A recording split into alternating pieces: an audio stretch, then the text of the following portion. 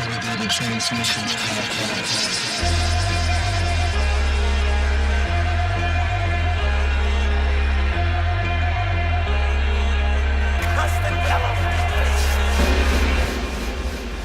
Hey guys, this is your boy, Al Lover, coming at you with a new podcast that I got. It's called Elevated Transmissions. It's a podcast we're going to be bringing to you on a regular basis, discussing music, philosophy, life, art, death, existentialism, drugs, other things that are important in life. So working on this with a friend of mine, Josh Kerr, who's helping with some coordination and production, and in affiliation with the Levitation Festival. Really an honor to be part of that and be included with the awesome things that they're doing all over the world. So this is a new podcast that I'm putting together to kind of talk to bands and people that I really admire and consider friends, consider peers, look up to, people I look up to, just all across the board, people that I think are doing really interesting things and, this left field genre of music that we deem psychedelia, whether it be rock and roll, rap music, folk, experimental, avant-garde, anything, it's all interesting experimentalism in my mind. So this podcast is going to kind of explore that. So we're going to start off the podcast series with a few interviews that I conducted with some of the bands that were involved with the Pet Sounds tribute record that I helped produce and curate.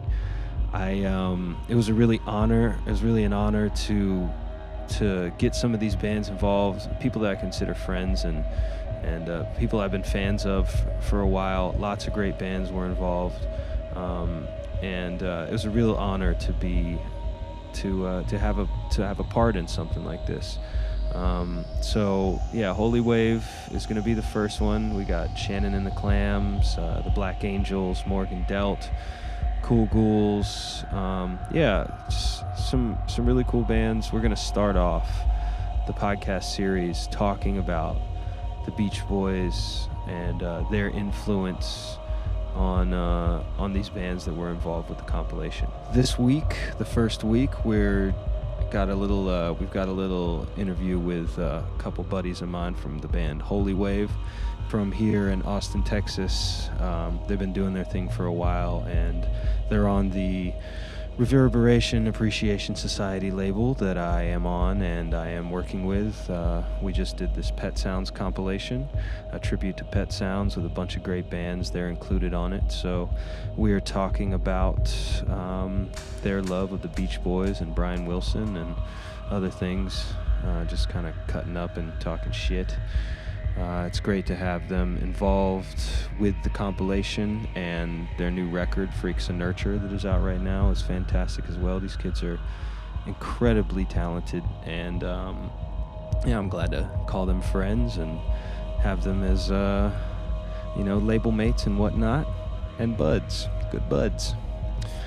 So we got Ryan and Kyle from Holy Wave on the podcast today, and we're just gonna talk some shit. I want to give a shout out to Levitation and everyone involved. I know this past year, the situation was not ideal, and there's a lot of unfortunate circumstances, and a huge unfortunate circumstance that the festival was canceled. I just want to take a minute to thank everyone involved in the festival, involved in the local Austin scene, all the people that came here from all over the world, that we were all distraught given the circumstances, and it was very unfortunate, but I think people came together as best they could in this really shitty time, and did the best they could, and I really appreciate everyone who kind of saw that and really work to make the best of a bad situation.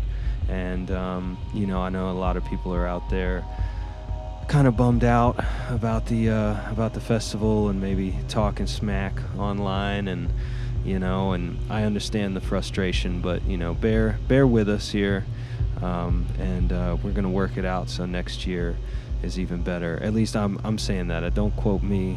I'm not the festival, but I am involved to a certain capacity, and I do have faith in the people in the organization that I think are really trying hard to do a great thing. And I just want everyone out there to know that we appreciate y'all. I appreciate y'all, and the support, given the circumstances, again, has been great. And I really want to personally thank everyone involved, everyone who was here, who made the best of an unfortunate thing, and really appreciate that, y'all. So anyways, I just wanted to get that out there. But yeah, so I guess we're going to move in to this little interview with my boys from Holy Wave, Ryan and Kyle, that were nice enough to come by and sit in my small bedroom and conduct this little interview. I hope y'all enjoy it. All right, cheers. What's up, guys? What's up, man? Welcome to the abode. Beautiful house. Thank you, Very thank nice. you. The Psychedelic Shack, as I have deemed it. I think it's pretty Greek or Mediterranean, to be honest. Yeah? Yeah. I wish we were on a fucking mountainside I wish you're in overlooking Crete, some... dude. I'd say Phoenician. Yeah. Have you guys been to Greece before? No. No. I went there once. I played a couple shows. It was really cool. I hear it's amazing. It's like the Yeah. Mexico of Europe, Like I what? guess. Did I've you heard say it's the Mexico of Europe? well, I mean, as far as like the way people turn out to shows and like the energy, and people have compared it to like the way people are about music in Mexico. Yeah, I think it's a place where people are very enthusiastic. Yeah, I think the Greeks and the Romans, it was about 500 BCE when they started pouring aphrodisiacs directly into the Mediterranean. So, it's kind of got that Hence love. the island of Lesbos. Yeah. Exactly. All right. That's where we get that kind of Psychedelic stuff. cheese too. Yeah. History's Mysteries. Yeah. All right. That's the name of this podcast. History's Yeah, Mysteries. dude. History's Mysteries with a bunch of boneheads. Yeah. No degree is allowed into this room. Yeah, if you went to college, you're not allowed Please on leave, this sir. podcast. Yeah, please. Don't enter the threshold. But then tell me everything you know about ancient history. All right. So yeah, welcome guys. Kyle, Ryan from Holy Wave. Really stoked to have you guys be a part of this compilation, and I think you guys did a great job with the track. Which track did you guys do again? I forgot. We did That's Not Me. That's a fantastic song. That's a great song. And you guys did a great version that is very... I think Brian Wilson would probably be stoked to hear it. Thank you. We'll have to ask him at the festival. That was one of those things I was wondering the entire time, was like, what is he going to think? If you decide to take it in a very, very different direction, is that better or worse? Or if you decide to kind of be like, I can kind of sound like the Beach Boys, and this is our rendition of it. Yeah, I don't know. I mean, I assume that if you're like thinking about what he would think, you would maybe want to like honor his Yeah, that's, Exactly. I think his sound that's or kinda how his we turned out attempt doing to it. like capture what he captured. But I think there's also a degree of doing your own thing. Exactly. Like I think Cool Ghouls did a really their own take on the song. It's pretty upbeat and Yeah. blah blah blah. So it's a really different style, but it still sounds great, and it's true to form. It's still clearly a Beach Yeah. Boys song. Yeah, exactly. I feel like everybody really stepped their game up because it's Pet Sounds, Everybody Well, it's a fucking really, tough record, man. Everybody It is really a tough wanted to record. like pay it good tribute, though. I was And kind of worried. There's a lot of pressure. was Yeah, too, to be you did a honest. great job, man. We started listening I to mean, the you song. guys did a great job. Thank you. I did a great job picking everyone out. Yeah, you Yeah. did. And by that I mean just calling up friends. I mean, honestly, it could have been a disaster. I don't know, man. I was pretty confident in everyone's abilities. Yeah. Yeah. And And the power of the music as well. It's Yeah. music that like it's easy to mess up but it's hard to make it sound bad at the same time, Yeah. kind of, because it's just such well-written music, you know? Yeah, I mean, if you know how to translate it and you have good Exactly. taste, then you're gonna be able to do it. Like, Yeah. and that's what I had confidence in everyone involved that like they'll be able to do a dope job, or at least something unique and original, Yeah. which I think is the case for everyone. Well, we've been trying to sound like Brian Wilson for a long time, so it's kind of And that kind of that was kind of crazy too for me, because I was like, all these people that I know, whether they're friends or acquaintances, like I know that they have this influence. Oh yeah. And I know that they'll be into the idea, and I know that they'll know exactly how to do it to a degree. Which I think you guys obviously, listening to your music, it's obviously inspired by that. Definitely. The lushness and the texture that you guys kind of apply, and the harmonies and all that stuff. Yeah, You can sense it. Yeah, we added a couple harmonies in there. I actually remember talking to Ryan about trying to make it sound more like Phil Spector. Yeah, so yeah. if Brian Wilson did hear it, maybe he'd like it more. 'Cause we put a little of that Phil Spector Yeah. thing in there, you know? Yeah. You got to put the Phil Spector thing Yeah. in there. Or Burt. I was going for Burt Bacharach, but it ended up being more Phil Spector, I'd say. Both those guys, Yeah. man. Yeah. That's crazy. It's crazy to me, like, every time I have, like, a soul record that I truly, really like 7 times out of 10, I look at it, it's like a Burt Bacharach arrangement Oh, yeah, or, like, totally. production He's or something. a master composer, man. And, I never, like, listened to his music when I was younger, but, like... You did No, without did, knowing it. yeah. Oh, of course. Yeah, I did. Yeah. But I was like... But then, like, as I got older and more into, like, checking liner notes and producers and all that nerdy shit, I was like, dude, Burt Bacharach. He's all man. over the Holy place, man. shit. Yeah. Especially once him and Dion teamed up, it was like unstoppable. Oh, fucking Dion, man. Mama. I'm gonna bring up some of these questions real quick, Heard guys, that. just to kind of get things started. Because I'm editing all of that out. That was a horrible. Dude, that was a good intro. warm up though. I all right? do like I do like voice your future machine. My voice is feeling greased up, ready. That's definitely getting edited out. Yeah. So why did you guys gravitate towards That's Not Me? I will say it was probably none of our first picks. It was one of our favorite tracks on the record, but it was one that we all really liked and could agree with. I know that Kyle wanted to do. Which do you want to do? I want to do I Just Wasn't Made for These Times. Yeah. That's one of my favorite songs Yeah. of all time. I want to do "Oh Carolina." Yeah. That's funny because that was Shannon's 2 picks. Were those 2? I thought most of the singles were going to go quick, but those were the ones that actually got picked up last. I mean, Yeah. it might be the most intimidating one. That's if you what think I about thought. it. Yeah. Yeah, that's not. I think like the subject matter of that song, all of us coming from El Paso and moving out here, there's like a little bit of we Yeah. could all kind of relate to what it was about, and You're on your own tip. you have to Yeah. like continue to be yourself, no matter Of course. like Of course. if Yeah, you yeah. if you go to the big city or not, you know. For me, also, I really got into this album at a time when a girlfriend and I had broken up and she had moved away.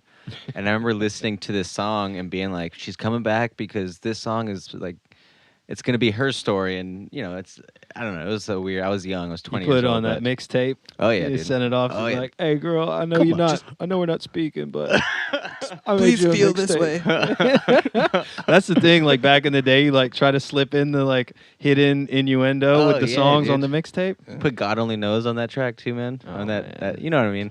As the ender, the Yeah, ender. as mix. it was as it, dude. I mean, she's leaving. She's driving off into the sunset, and that song pops on. You know she's gonna shed one tear. Did you put linger on that? Oh man, that's awesome. So yeah, like speaking of like you were introduced to this record around that time in Yeah. your life. When were you guys kind of like? When did you guys get the infatuation with the Beach Boys or Brian Wilson, or was it like from when you were a Ute? For me, definitely. My mom is like a huge fan of the Beach Boys and just people that sang harmonies in general. So I grew up listening to like the Endless Summer, the record Mhm. with like the cool, how they have like their faces all in the jungle and stuff like Yeah, that. yeah. Like I grew up listening to that stuff. And Pet Sounds, I'd say like after I got through like, indie music or whatever happened in the 90s and like my teenage interests, like I came back around to like the Beatles and stuff like that. And then I listened to the Beatles when I was younger, but not as much as the Beach Boys.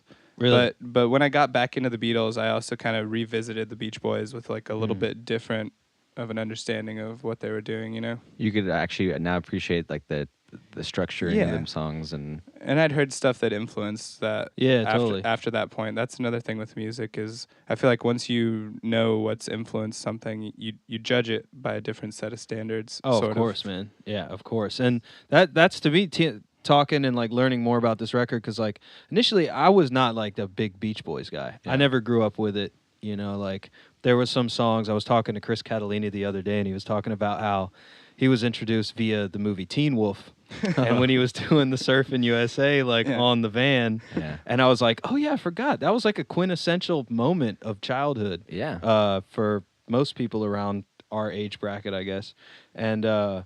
What's Flight of the Navigator? Is that the one that's got Is that got a Beach Boys song in it? yeah, it's got that Beach Boys song Wendy. She'll have fun Oh, fun. Yeah. Yeah. Take the T-Bird away, Yeah. bitch ass. He's just dad. hanging out in a spaceship Yeah, what a dick, like a robot. man. Have some respect. That I don't remember that. I remember Yeah. that movie. That was a good one. Mhm. That was a good one from back in the day. Yeah. But Also- yeah. Oh, go ahead. I was in Surf Ninjas, dude. Barbara Ann. Do you remember? Dude, Yeah. like Beach Boys were getting that. The 80s loved them, dude. Man, they were seeing that light. No wonder they all went back and sued their Yeah. dad. Well, it's because John Stamos single-handedly brought the Beach Boys back. Thanks, John. John Stamos, big up for bringing back the Beach Yeah. Boys. You'll always be to- my uncle. Yeah, big ups to Unky Joey. But for me, like, yeah, like you were saying, like the context of what you understand the influences of the music once you get a little older and you start nerding out, and then it changes the whole shit. Like, so for me, like, kind of understanding, you know, this kind of rivalry between the Beatles and the Beach Boys that was going on, or it wasn't a rivalry, but an influence. Yeah. Um, They were trying to one-up each other, we'll say. I think you could call it competition. Yeah. that Friendly is a competition. healthy competition. Yeah. I don't know what I know that they were both fans, but Yeah.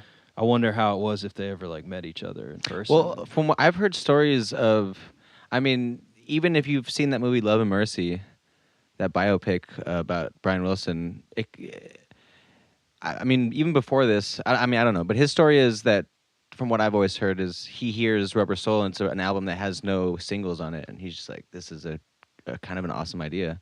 No longer writing like a single or a hit and then an album around it. Now you're just writing an album for an album's sake. yeah, well, I mean, that was the idea, you know, when the 12-inch kind of came into play. It was just a collection of 7 inches. Yeah. Basically, that's what all the albums were, and yeah, once the concept of the album was born, it's like whole new platform. Yeah, it's almost like bringing it back, taking one step back to like pieces. You know what I mean? Yeah, yeah, Music yeah. It's with that almost has going back movements. to like classical music a little bit, Yeah. yeah. Yeah, Or at least, you know, composed music. movements. Yeah. And that's another thing, getting older and hearing like George Gershwin and like Lenny Bernstein and stuff like that. Like, there's a lot of those elements in Brian Wilson's music yeah. also. Oh you yeah, know? you can see that for Yeah, sure, that's- man. that's a Yeah, crazy I thing. mean, it definitely moves like that, especially Pet Sounds. It moves like a classical It record. does. But Definitely. classical's written in such a way that a kid can listen to it and think it's the simplest thing in the world, you know? Well, especially if you set it to a Bugs Bunny cartoon. Yeah. You know, that's how I was introduced to classical music. Yeah, My totally. dad was like, check out these Bugs Bunny cartoons. It's the I was best like, stuff. this music is fantastic. Yeah. And then I grow, I was like, I hate classical music. And now I'm like older, I'm like, you know, I put on the classical station Yeah, every dude. once in a while for Yeah, a dude. drive. Treat I can yourself dig nice, it. dude. Yeah, yeah. Yeah, my girlfriend recently showed me that clip of Bugs Bunny playing a Franz Liszt song. And Oh, it's it's so amazing, good. It's isn't like it? he's going so fast and then his fingers just get Yeah. all tied up together. Yeah, it's amazing. I need to go back and watch some of those old great Looney stuff. Tunes, man. Some of them are a little rough Mhm. with the like racism and the. Yeah, of It's not course. too bad. It's It's a not like byproduct Popeye. of the time. Those are so I different understand times. It. Yeah. Different times, but it's still like a little like wrenching. Like, oh man, I didn't notice that as a child. Yeah. Oh, Definitely. man. So yeah, I mean, like this record obviously is a big influence, especially when you understand the cultural references. And I mean, like you were saying, it was like a breakup record for you then? Yeah, right? it was definitely a record like, you know, don't cry, put your head, or don't talk, put your head on my Oh, shoulder. yeah. Songs like that. So you go from a song like That's Not Me, where for me that was the idea that she had left me, but maybe she'll realize that and come back. And then the next track is just like dealing with the sadness of it all, you know. Yeah. And then it really is an introspective album. I think that was written at a time, maybe in between love and then a place where you lost it a little bit. Like sometimes it's playing with all these different emotions. Oh yeah, I mean he was like what, like I guess like 22, Yeah. 23 around that He age, was a something young like guy. that. You're really susceptible to that kind of shit yeah. when you're that age, man. Just Like, starting to experiment. just with starting to drugs and stuff. understand it. Yeah. Yeah.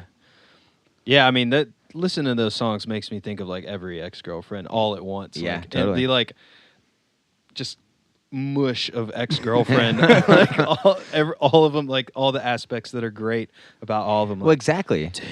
It's the silver lining. The album has a for sure. There's a definite silver lining, no matter how sad you are, which is why I gravitated to it because I was so sad at the time. But you always end up leaving positive after listening to it. Yeah, I mean, yeah, it's a beautiful record. You can't deny the beauty of the tragedy. Yeah, the beauty in the it's like tragedy and beauty at the same Yeah. time, or whatever. There's a certain level of that like outcast mentality on it also, I think. Totally, Where it's totally. like, you know, punk. viewing Yeah. yourself as an outsider, which I've felt like is always a really beautiful artistic quality to have going on. Oh, of course, man. I mean, that's where all the good art comes Yeah. from, Yeah. right? Yeah. Yeah, if you're the status quo, like, what are you even trying to make art for? Like, It's like that one You're song. gonna make I'm a- on the outside. That's exactly what we're talking I'm looking in.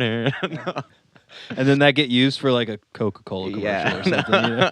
That's the funny shit. Like watching the, that's some shit that gets me these days. It's like watching these commercials that are like, be yourself, be an outsider know. with this product. It's like, what are you even talking about? Don't be Who's afraid. buying Buy into that, Coke. dude? You're an individual Coca-Cola. Yeah, with your name on it. Or Yeah. some shit. Get the fuck out. Yeah, of here, that dude. shit's being an individual now is an army of one. yeah. No, being an outsider is the new being an insider. You know what I mean? Everyone's gonna become unified through their outsidermanship, I guess. I don't know. Yeah. I don't know. I think that's a byproduct of capitalist society and the pursuit of the like manifest destiny pursuit Yeah. that like kind of built this country of like every man, well, except for like slaves Yeah. and shit, Yeah. can Rise. Every white man can rise up and get their piece of the pie, and it's Yeah. like, nah. No, yeah, that's No, it's not. That's not a tight way to like do things. No. Like you end up ruining everything. you might get a little piece of that pie, but in the process, you've destroyed a lot of things, and in the end, you're probably gonna be just totally sad and miserable. Yeah, because you did destroyed that. the rest of the pie. Yeah, exactly. You're one piece. Like, hope you enjoy that pie by yourself, motherfucker. Jackass. Yeah. Jackass. Oh man. There's gonna be like 2 minutes of usable audio in this. No, we got some good stuff Yeah. for sure. I think there's some comedy on here for sure. Oh yeah. That's what I want it to be. I want this to be like people just being themselves. So if Yeah. like people are joking around, I want that to be in there. I don't want it to be like, oh, we have to stick to this script and like watch ourselves and Yeah. like people should be able to have their own opinions about things. Are we? Is there any way we can listen to the track right now? Let's see. I can bring it up. You really want to hear your own voice already? It's your voice. That is your voice. How do you feel This is about my that? voice. No, when your voice, like on the Beach Boys track, you're the one that sings it. Oh, you mean the song that we recorded? Yeah, the song we recorded. I thought I you were wonder talking if about I'll- the track that we're recording. No. Spoken word. No. It's No. spoken word political philosophication. So yeah, we just listened to the track. You guys can peep that. You can buy the record, but or stream it online for free, or digitally download it. No cassettes, fuckers. Cassettes are so 2015, man. Yeah, we gotta we gotta get past that. compact discs. Dude. The '90s are back, man. The '90s are back. Let's do CDs, man. Fuck yeah. Yeah. Floppy disk. Good old floppy disk. Bringing it Yes. back. We just released this new record. It's only on floppy disk. Have you seen people are releasing like VHS, like albums on VHS now? What? Yeah, like apparently Mark from Burnt Ones just put out like a solo project, and it's it's set to visuals, but it's the whole record on a VHS. Oh, cool. Like it's just That's good a cool merch. idea. It's good merch. I saw another band touring with the VHS. They had some zines and stuff too, so I just think they were like artsy. Yeah. But then a buddy of mine, Drew, Just he does visuals. He did visuals at the last Psych Fest, and he works with Bob a little bit. But he did one for this guy named Odd Nosdam, that's a producer out of Oakland, and it's the whole record's put out on VHS with Drew's like visuals or whatever, which is pretty cool, man. If you can, if you can do it. But yeah, like for the track, I mean, it's a pretty complex track. I mean, there's a lot of chord changes, as you were saying, and a lot of subtlety. I mean, how long did it take you guys to like really To nail it? Yeah. I think it took us a night of. The thing is, his songs, there's a lot of chord changes. Once you get past like the memorizing them, it's pretty easy. It's really for me, the hardest part was when you just have to venture into the harmonies. That's when you can take a band that's not that difficult into a band that you really have to be a talented musician to mess with. You know what I mean? Well, I mean, just having a group that has their own range and knows their own range, and someone who knows how to like direct everyone's range and shit like that. I mean, that's tough for me. Like listening to like old Beach Boys stuff and old doo-wop stuff and old rock and roll stuff with these, like everyone had their range. Yeah, and they would were just kill it. These counter melodies and even just I have a hard time even like actually listening and deciphering all the different parts. It just sounds like one. Yeah. Like wall of sound and I think something you have to focus on is empty space. Also, that's something that I respect a lot about Pet Sounds, is that there's a lot of empty space. Like things drop out very frequently in the album when they don't need to be there. Yeah. And then they come back. It's a bare bones album. Yeah, at times. Yeah. Sometimes it'll drop to where it's just drums and bass and like a piccolo or something like that. And then when it's time, the emphasis will be brought back to make it that much more impactful. Yeah. The more empty you can leave things and putting things only where they're required, the more chance you have to like lift it dynamically in the future. Totally. And I mean, that's for me. I mean, personally, for me, the way I make music is the total antithesis of that. It's like I want to berate with just intensity. And I think a lot of bands, obviously, like post-punk rock are, that was the idea, Like a lot of the shoegaze stuff, like all that stuff, it's like pummel with intensity. Constantly full. Yeah. Which is a byproduct of this type of approach and the Phil Spector thing. But I also think a lot of it has to do with the fact that they were seriously writing music that was based around a melody. And the melody had to be the thing that wove the whole song together. So if you're focused on the melody, and there are sometimes when a melody sounds best, just like maybe one guitar behind it.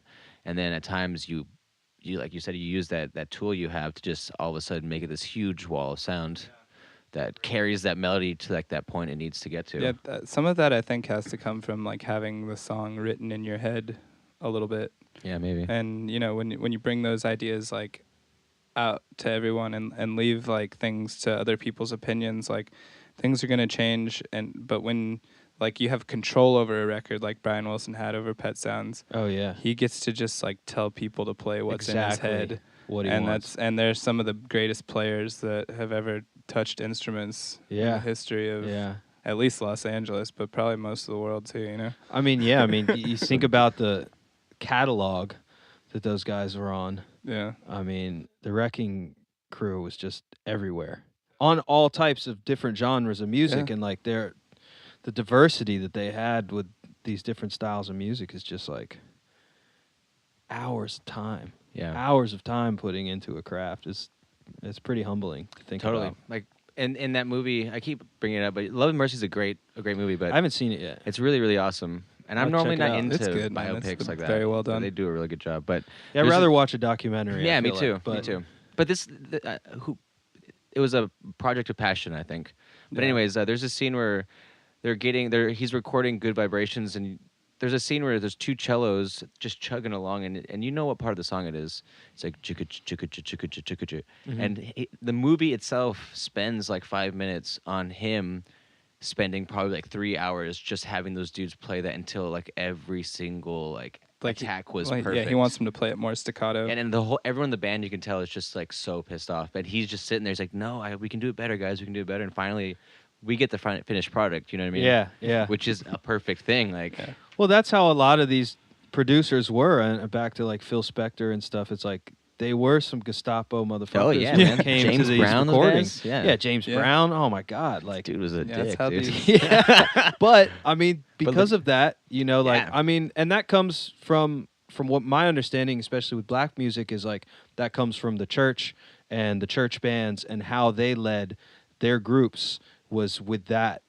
Like Iron Fist or what? Yeah, like they were like, this is for God. You got Yeah. this is music for God. The gospel choir's got to be tight. It's got to be tight. Yeah, so that's where that, for a lot of the black music, and then the white guys emulating it to a degree. Well, they were. Phil Spector definitely was doing that. I mean, of course, course, yeah, and it comes from that dedication and that, that I mean, it makes sense. yeah. I was going to give you a fun fact on Pet Sounds, but I think his name is Jim Gordon. I'm pretty sure he's the drummer. Mm-hmm. He recorded on that album. He recorded with Derek and the Dominoes. He's The apparently name's familiar, yeah. He played the but it's also a basic ass name. yeah. It's so a basic ass name. Jim Gordon. Oh Yeah. yeah, I know Jim. He played the I think Kim Gordon is what's registering in my Yeah. head.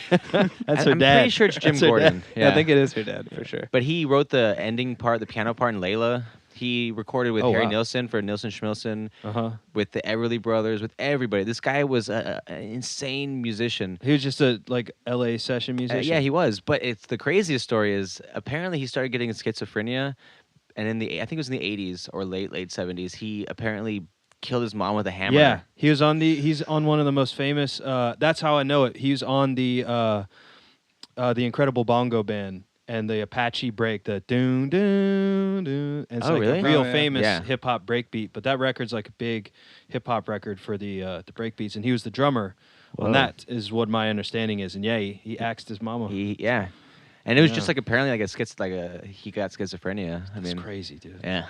He was you know what else he was? He was Animal on. He played the drums for No. Animal on. I think he did. We might have to fact check this, but like, I'm pretty sure that he was the drummer for Animal on the Muppet Show? on the Muppet Show. He might, dude. The guy was. If you look at his Let's Google credits, that. it's insane. He was all over the place in Ask the 60s Jeeves and 70s. if that's right. If we're right. All right, come on, little baby Wikipedia. He was on the Notorious Bird Brothers. Dang. He was on Jackson Brown, Jack Bruce, The Byrds, Glenn Campbell, Joe Cocker, Alice Cooper, Crosby, Stills, and man, this guy was all over. Yeah, this- dude. all over the everything. place. George Harrison, Dr. John. John Travolta, the best of John Travolta. That was when he got cocaine. That's when he discovered cocaine. That's probably. where the schizophrenia Yeah. started to come in. He was on Randy Newman. Yeah. Dang. Nilsson Schmilsson. Says Imagine and Sometime in Tom New York Petty. City. I'm gonna have to look up this. I'm pretty sure he had something to do with that Incredible Bongo Band record. The Monkees. Elliot Murphy. That'd be sick if he was Tom on Waits. Eddie Murphy. Phil Spector. He did some Spector stuff. John Man. Stewart. That's awesome. Leon Russell. Tom Man, Waits, this yeah. guy was all over the place. All over, dude. Johnny Rivers. Insane prolific drummer. Yeah. I mean, Wow. think I about think I his saw, record collection. His record collection. I think Oh, I saw man. Yeezy. Is that Yeezy there? Yeah. He He did played- the Lil Wayne's trap drums on the 808, 1972. That's when the schizophrenia. He's Yeah, drinking too that's- much lean. Let me look up this Incredible Bongo Band. Shit. Apparently, there's a documentary about the Wrecking Crew, and he's not even mentioned at all, which is strange because he was definitely working with them for a while. Maybe his one of his personalities decided that his other personality didn't exist anymore. Okay, I was wrong. I guess I must have misread this. He wasn't a part of them. Nah. Did one of those uh, guys still Ed Green. still axe some dude? Was it another dude from? Man, I don't know. I might have had. This was back in the day when Wikipedia was not so trustworthy. Yeah. I trust Wikipedia way more now. There's some. It's actually, I think, accepted as a source on all your papers at university now. Is it? Yeah. Really? Of course. No. It's not. Yeah, don't do that. It's kids. still yeah. Yeah. Kids don't. Wikipedia cannot be trusted. However, Go to the bottom of the page. They got all their sources, and Exactly. then you can just use those. now I got to look up this other piece of potential misinformation. On the about Animal. Oh yeah. Oh, hold up. Gordon was the drummer of the Incredible Bongo Band's album Bongo Rock, you're which right, has dude. Apache on it. Dude, I was you're right. right. It didn't say it on the page. Damn. That was weird. It all comes Maybe, together.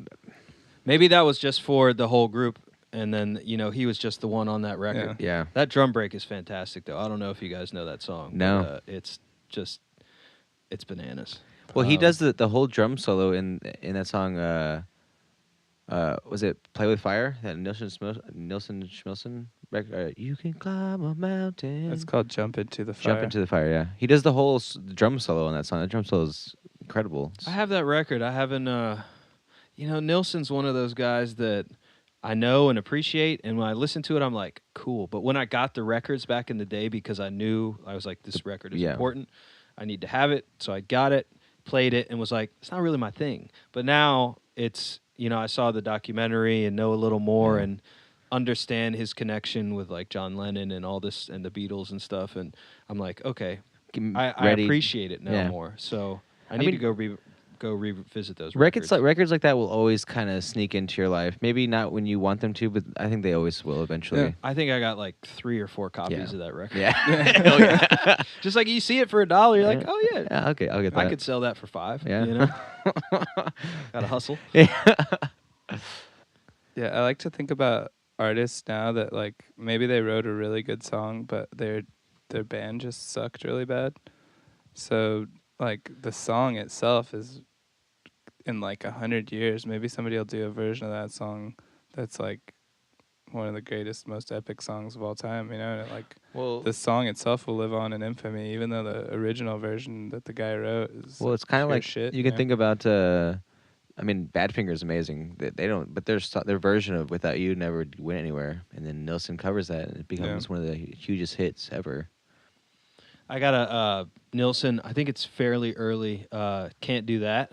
Oh yeah. 45, and he like transitions into like 3 or 4 Beatles songs within the one song. Yeah, dude. I don't know if it was just a single release or if it was on a record. I think it was just like a single release. Yeah, man, but it's fantastic. Dude, his voice too is and his understanding, like we were talking about Brian Wilson, like understanding of pop sensibility and where the chord takes you and where it should go. Yeah. I was listening to a radio program the other day, and I can't remember who was on it, but someone was talking about this, like a good pop record will lead you into the next chord, and it'll feel so comfortable. Yeah, totally. Yeah. Like there won't be any jarring aspects to it. Like that's what pop music is supposed to do. It's supposed to give you a little fucking like comfortable ride, and really hit those sensory perceptions of what those chord changes can do. And the thing is, when you Unless learn you're those songs, supposed to be jarred.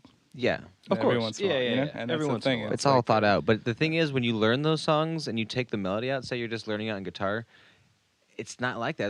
That's the beauty of those pop songs. Because if you're just playing the guitar, you're like, this makes no fucking sense. You know what I mean?